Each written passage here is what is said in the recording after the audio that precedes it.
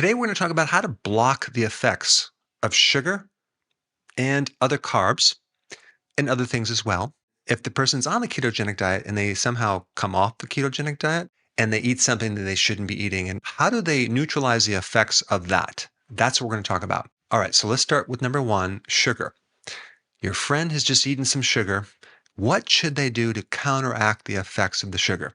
Now, the damaging part of sugar is that it tends to act like rust in your arteries, destroys your energy factories, your mitochondria. You have something called the glycemic index, right, of foods.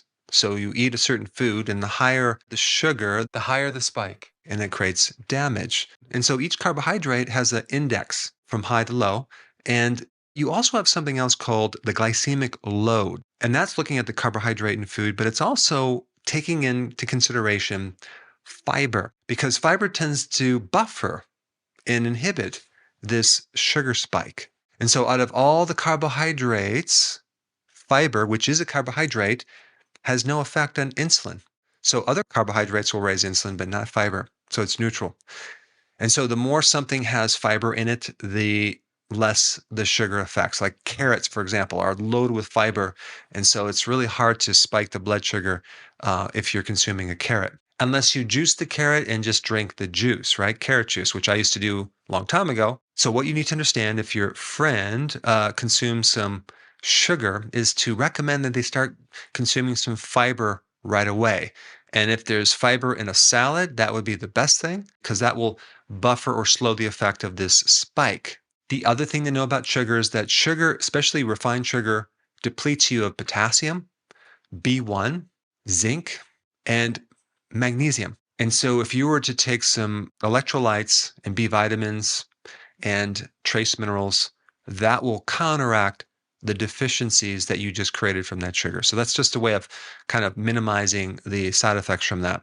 Grains, because eventually grains turn into sugar. And there's different things about grains that you need to know. Number one, you have the refined grains, right? So if you're consuming refined grains, it's going to deplete you of certain nutrients, because when you refine the grain, it's like empty of nutrients.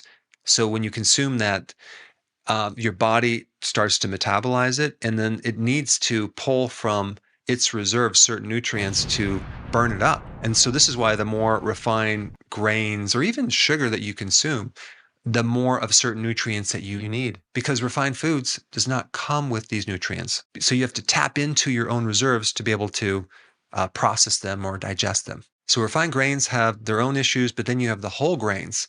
Whole grains has some nutrients, not as much as you might think, but it also has something called phytic acid and other anti-nutrients. So the phytic acid actually blocks you from absorbing certain minerals. So if you're consuming whole grains, you might want to consume an oyster or some shellfish to get those minerals back, because shellfish, especially oysters, are loaded with zinc. The other big problem with grains is the gluten. That's the protein in the wheat or some other grain. So you can have a gluten allergy, you can have a gluten intolerance, but it can really tear up and create inflammation in your gut on so many people, especially because they've did hybrids of grains, especially wheat. And they don't just come with more carbs, they come with more protein in some cases. And that protein can do some interesting things to your gut. It can even mimic a bit of morphine, which numbs the pain that it creates, making you think it's totally fine to consume, right? So you keep eating it, and then sometime down the road, you have this gut inflammation that creates all sorts of other additional problems that you didn't suspect. So just as a side note, to counter inflammation in your gut, okay, let's say you want to counter that, you can take glutamine or consume foods high in glutamine.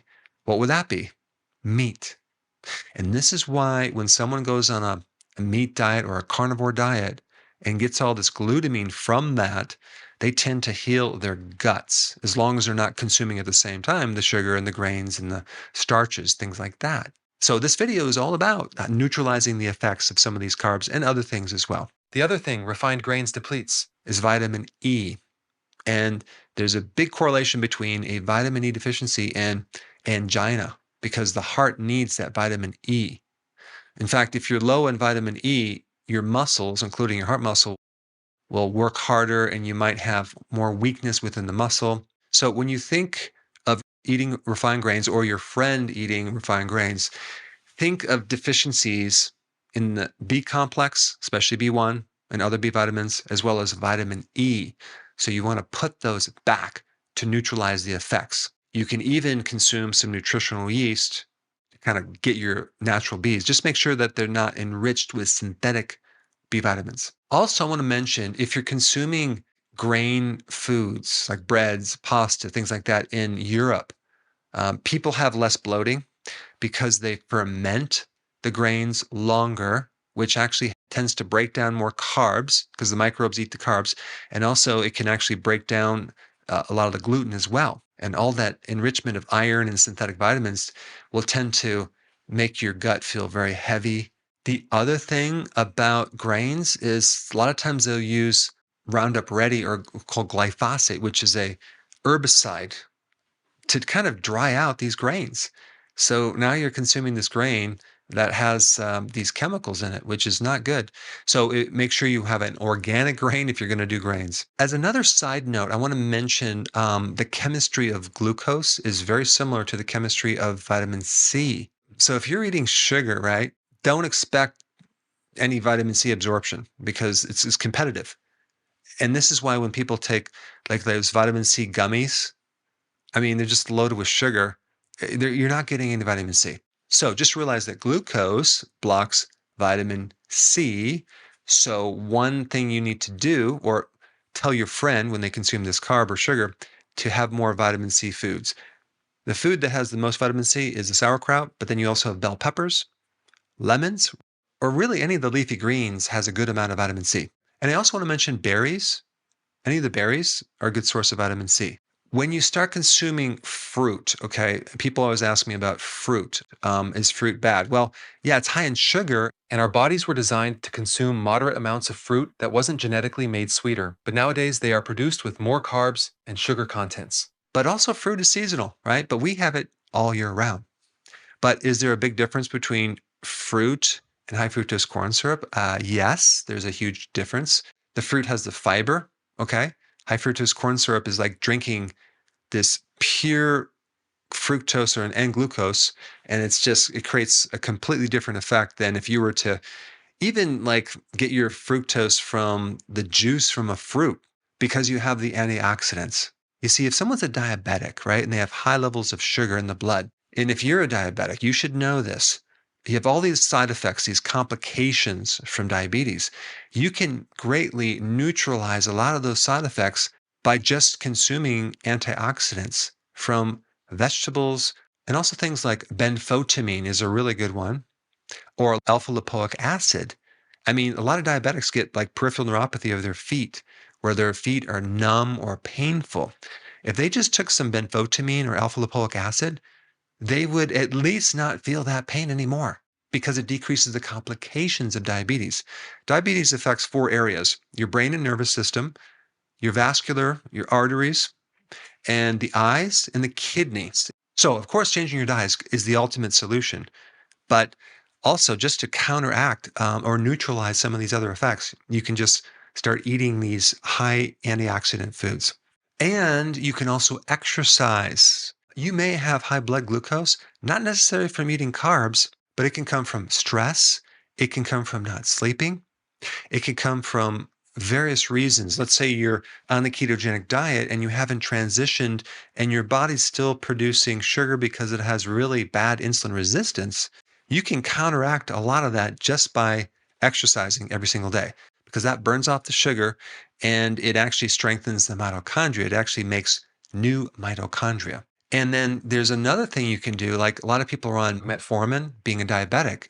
If you were to take berberine, for example, it's a natural remedy. There's studies that show that it can create a similar effect, but with less side effects. Cinnamon is another thing you can take. Just put some cinnamon on your toast and sugar in your butter where you make this cinnamon toast. I'm just being sarcastic. But cinnamon actually can help stabilize blood sugars. And so can apple cider vinegar. That helps to neutralize some of the effects of consuming sugar and refined carbs.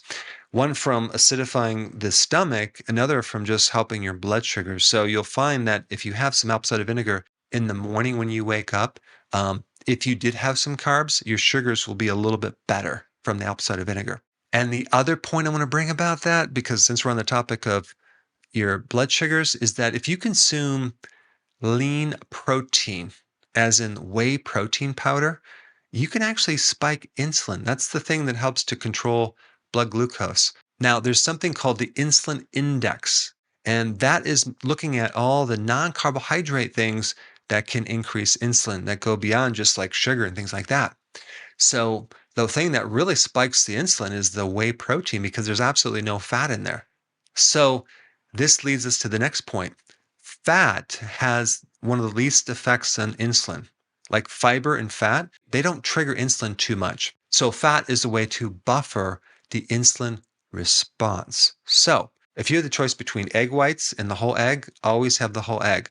Or a fatty hamburger versus a lean piece of meat, do the fatty hamburger. If you have the choice between a fatty nut like macadamia nuts or maybe pecans, those are much better than the nuts that are leaner. Or whole fat kefir or cheese versus low fat or no fat cheese, huge difference. Go for the fat. The fat will buffer the insulin response from the protein. Another thing that will help you neutralize the bad effects from the sugar is fasting. Okay, if you fast, definitely do regular intermittent fasting, but a periodic prolonged fast will greatly help reduce the damage that sugar has done to your cells. I think if we combine certain things, we can create a cool effect. Let's say you had a salad, right? You have the fiber in there, doesn't have a lot of sugar in there. We add the apple cider vinegar to it, and then we add the olive oil. Okay, we have fat, we have the vinegar, we have the fiber. So the oil actually helps pull the fat-soluble nutrients out of the salad. And this combination is kind of a nice compounding effect of one meal to help counter maybe some bad things that a person ate. Now, I talked about sugar, I talked about grains. Now I want to talk about alcohol a bit. Alcohol is from grains, and alcohol depletes you of B1. Alcohol is detoxified from the liver as a toxin. So it takes priority and it creates damage to your liver and inflammation, etc. So if you happen to have known of someone who has drank some alcohol, tell them to counter it by consuming B1, vitamin B1 or nutritional yeast, but B1's a good one. They probably won't have a hangover from that. Pickle juice also is a good kind of an electrolyte that can help counter that, or just taking electrolytes in general can help reduce the effects of a hangover, which is the toxicity that you're feeling of what's happening in the liver. And anything that you take to damage the liver, milk thistle is a good antidote or neutralization factor. Milk thistle is good for anything poisonous, whether you had a snake bite or consumed a poisonous mushroom, or you drank alcohol or took Tylenol, or the next thing on the issue, which is drugs. If you're on certain drugs, they can damage the liver. Take some milk thistle. That will help counter or neutralize some of the bad effect. If you're on a statin drug, make sure you take coenzyme Q10, or you may end up with some muscle damage. If you're a diabetic and you take metformin, make sure you take B1 and B12. And if you're on an antibiotic, make sure you take a probiotic. If you're on an antacid, really you just need to take betaine hydrochloride because that antacid is going to get rid of acid in your stomach. And usually the true cause of an acidic stomach is a lack of acid. So a lot of times you'll go from bad to worse.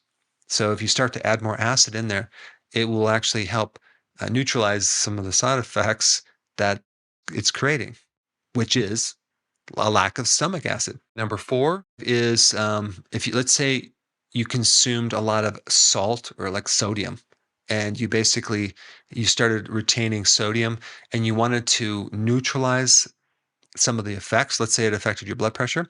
Just take potassium. Potassium helps counter the bad effects of sodium. So you're going to get rid of fluid retention. You're going to feel less bloated. And potassium is really good to help maintain blood pressure too. So have a big salad or some high potassium food. And the same thing goes with like sugar. If you eat a lot of sugar, you deplete potassium. And then without potassium, your pulse rate starts going higher and higher and higher. And so again, an antidote for a high pulse rate would be that potassium. Number 5 is not a carbohydrate, but it's called oxalates. And then since we're on the topic of kind of neutralizing things, I just want to mention it. When someone gets on the ketogenic diet, they usually are doing spinach, and they're usually doing some chocolate, like some no sugar chocolate, and almonds or almond flour. All of those are a bit high in oxalates. So if you were to consume some cheese with any one of those, you would help to minimize the bad effects of that. And also, I almost forgot magnesium. Magnesium will also reduce the effects of that as well. Now, since I mentioned salt or sodium, let's also mention the drinking too much water. Let's say you drank a lot of water, and just so you know, drinking too much water can dilute the blood of sodium, and it can create some serious problems called hyponatremia, and your brain can swell. People have died by consuming a gallon of water in a short period of time, like 3 hours. So you want to drink when you're thirsty and make sure you don't overdrink. But the solution, the antidote, is just to take some salt if you drink too much water and other electrolytes as well. Number 7, if someone goes on the ketogenic diet and they do intermittent fasting, what happens is the demand for minerals and B vitamins goes up. So some people, if they're not taking electrolytes or B vitamins or eating foods high in those nutrients, they can end up with some side effects like keto rash, keto fatigue, things like that. Number 8 is not food, but I think it's kind of an important just to bring up. It's just stress. Okay. How do you neutralize the effects of stress? Well, what does stress do? It can deplete you of zinc, B1, magnesium. So, of course, taking B1 would be very good to help counter stress. You will find if you take B1, your anxiety will go away. You'll feel less anxious. A magnesium deficiency will cause cramping in the legs and fatigue. If you take magnesium, you'll have more energy, you have more endurance, and you have less leg cramps. And stress also depletes zinc. So when you're low on zinc, you may find your testosterone goes down, your immune system goes down, and if you're very deficient, you might even notice your smell and taste go away as well. And another way to counter the bad effects of stress is exercise, long walks, and physical work. You want to do something that just pulls you out of your head, and sleep as well. Sleep is the antidote to stress. Now, because of the censoring and the suppressing of the algorithms on YouTube, it's becoming more difficult to find my content. And there's a lot of content that I cannot put on YouTube, unfortunately. So to make sure you have full access of all my information, go to drberg.com and subscribe to my newsletter by clicking the link down below in the description. I will see you on the other side.